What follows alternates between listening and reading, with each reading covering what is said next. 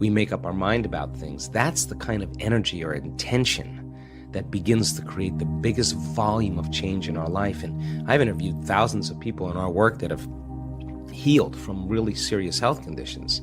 And I would say about 90% of them, when I ask them, so what happened? The first thing they say all the time is, I just made up my mind. I just made up my mind I was going to do this. And they made a decision with such firm intention that the amplitude of that decision carried a level of energy that was greater than the hardwired programs in their brain and the emotional conditioning in their body. And the choice that they made caused their body to respond to a new mind. In fact, the choice they made became a moment that they would never forget. It was an event. And the stronger the emotion they felt, the more they paid attention to the choice. And in a sense, they were remembering their future. And the body emotionally was getting a sampling, a taste of the future. And they're aligned to that future, and that's when the body's healing began. That's when the miracle started, right in that moment. That's how powerful we really are. Now, what if you did that every day? What if you made up your mind every single day you weren't going to get up from your meditation until you were that person you wanted to be? Game on now. Because you'd have to do battle with all the things that are not consistent with it, and that's exactly how our brain works. So then, if you want to be wealthy, you can't feel lack. You want to be a master, you can't judge your coworker. You want to be like somebody great in history, then you better execute peace in every area of your life. That's the law. So you take the prayer out on the road now. You take the prayer, and you're the living example of the prayer. That's where it matters the most. And that's when people start getting suspicious and say, Sean, man, did you change your medication? I mean, you're looking way too happy all of a sudden. Well, you're not relying on anything outside of you to bring you joy. You're overcoming yourself every day. And people say to me, well, why do you do your meditations in the morning? I always say, easy. Because if I can overcome myself at the beginning of the day, the rest of the day is easy. Because that's the biggest mastery, right? Absolutely. Is the self. And so people are waking up to that, and they enjoy the process of seeing when they make those type of changes, the feedback that's happening in their lives. The synchronicities, the opportunities, the coincidences, those serendipities that are starting to happen, and they're going, wow, I am powerful. Hey, I am a creator. And nobody's excluded from the equation. That's what makes it so cool.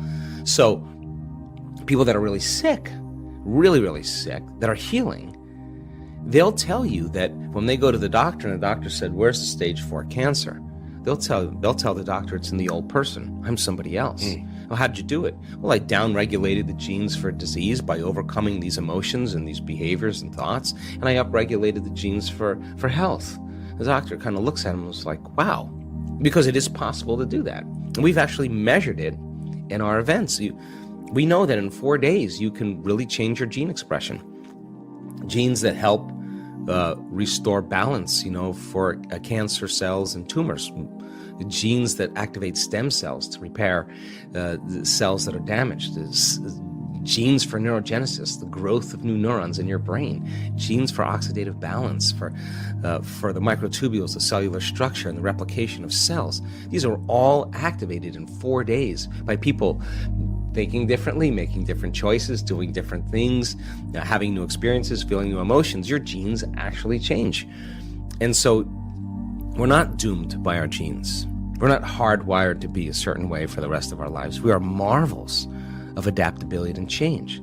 So then what does it mean to change? Change means then to be greater than your body, greater than the body that has been conditioned emotionally to be the mind, greater than the body habituated into a predictable future, to be greater than the environment, to be greater than the conditions in your life. And if you're not being defined by a vision of the future and you wake up every morning, it makes total sense then when you see the same people and you go to the same places and you do the exact same thing at the exact same time. Now your personality is no longer creating your personal reality. Your personal reality is creating your personality, because every person, every object, everything, every place is mapped neurologically in your brain. And since you've experienced your boss, since you've experienced your coworker, since you've experienced your ex, the moment you've experienced them at some point, there's an emotion associated with them. So then all of a sudden people wake up and they're not aware of this, but their environment is influencing the way they think and the way they feel. So when things are going good, they feel good. When things are bad, they feel bad, which means they're victims. to their environment. Why are you unhappy? Well, this person made me unhappy, which means unconsciously that person is actually controlling the way I feel and the way I think. Now I'm a victim to that circumstance. So to change then is to be greater than that environment. So then you would have to reprogram the way you'd think and the way you'd feel to no longer return back to the same state of being. Now that's the mastery, because it isn't just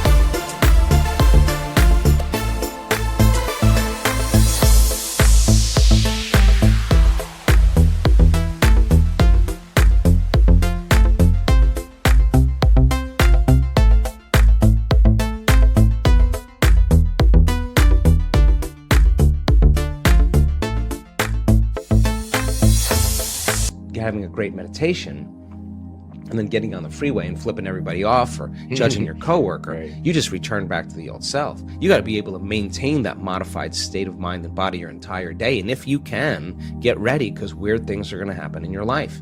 So the person who's starting to try it out in a curious way, like, let's just do the experiment. Let's just see if I change my energy, I change the way I think I feel, is there going to be some effect in my life? When they start seeing that, they're no longer like, oh, I got to go create my life today. They're actually excited to do it because they don't want the magic to end. They want to keep it going. Now, that's when it gets kind of cool, because this is when you start believing in yourself. And when you believe in yourself, you believe in possibilities, right? And when you believe in possibilities, you got to believe in yourself. When you stop believing in possibilities, you can't believe in yourself. So people are waking up and going, wow, it doesn't matter your skin color, doesn't matter how rich you are, doesn't matter how healthy you are, it doesn't matter how young you are, how old you are, how in shape, out of shape. Not even if you've ever meditated before, it doesn't even matter. It's a formula. And you don't need 40 years of dedication to meditation to get it. You just got to understand the formula. And like playing ping pong or hitting a golf ball or dancing the salsa, you're going to figure it out sooner or later, and it's going to get easier and it's going to get fun. That's what we want for people. People wake up in the morning, they begin to think about their problems. Those problems are circuits of memories in the brain. Each one of those memories are connected to people and things at certain times and places. And if the brain is a record of the past, the moment they start their day, they're already thinking in the past. Each one of those memories has an emotion. Emotions are the end product of past experiences. So the moment they recall those memories of their problems, they all of a sudden feel unhappy, they feel sad, they feel pain. Now, how you think and how you feel creates your state of being. So the person's entire state of being when they start their day is in the past. So what does that mean? The familiar past will sooner or later be predictable future.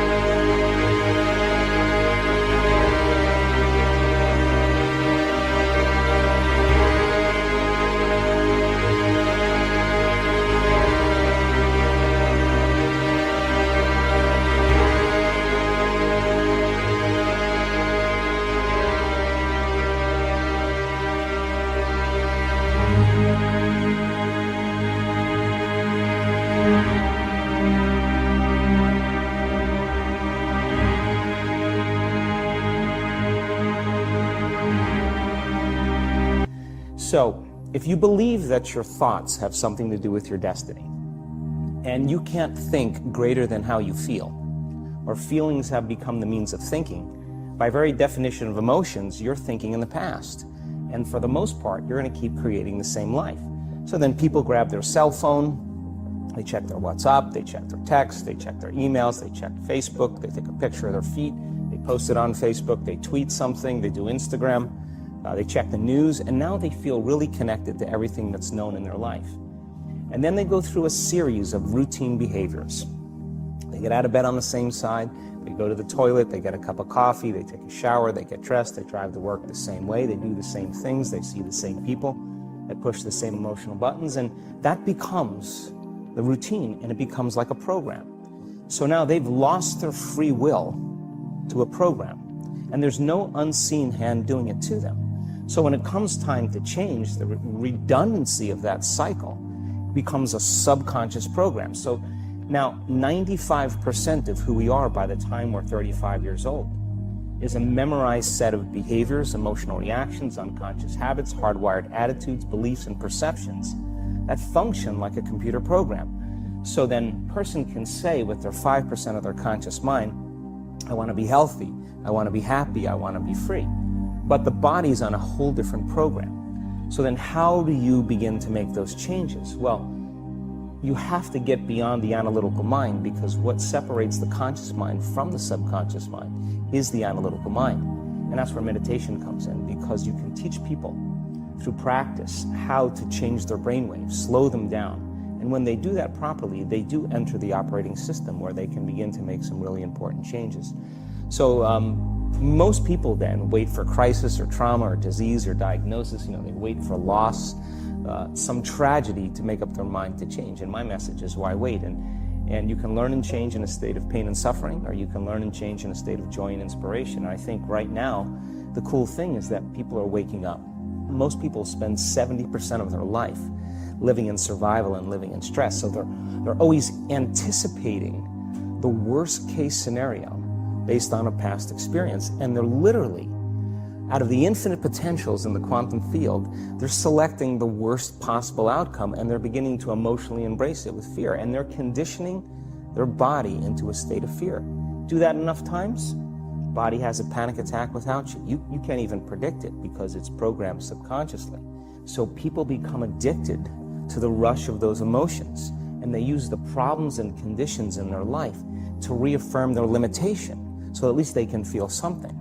So now when it comes time to change, you say to the person, why are you this way? Well, every time they recall the event, they're producing the same chemistry in their brain and body as if the event is occurring, firing and wiring the same circuits and sending the same emotional signature to the body. Well, what's the relevance behind that? Well, your body is your unconscious mind.